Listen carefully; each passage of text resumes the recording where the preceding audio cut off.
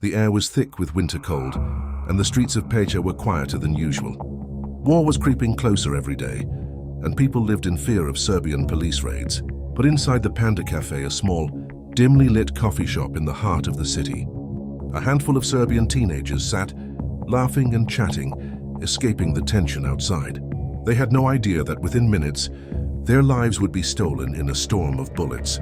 Across the city, in a hidden office behind layers of bureaucracy, dark forces were at work.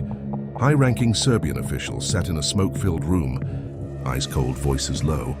The war wasn't going their way.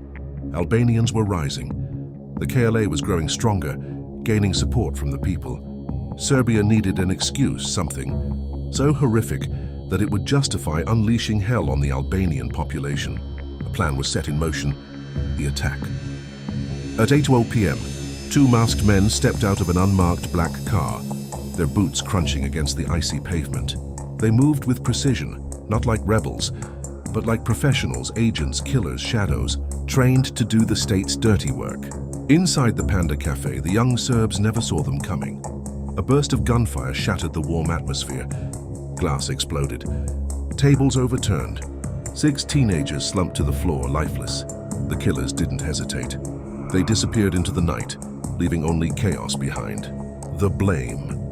Within an hour, Serbian state media erupted in fury. KLA terrorists massacre Serbian youths in Peccia. The headlines screamed.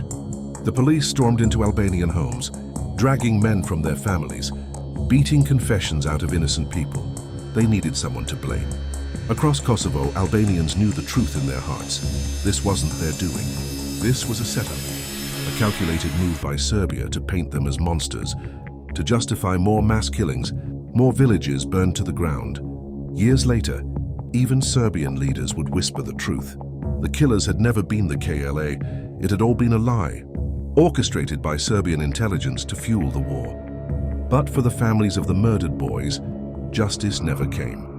For the Albanian families who suffered under the crackdown that followed, the wounds never healed.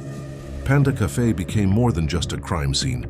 It became a symbol of how far a regime would go to maintain its grip on a people who refused to bow.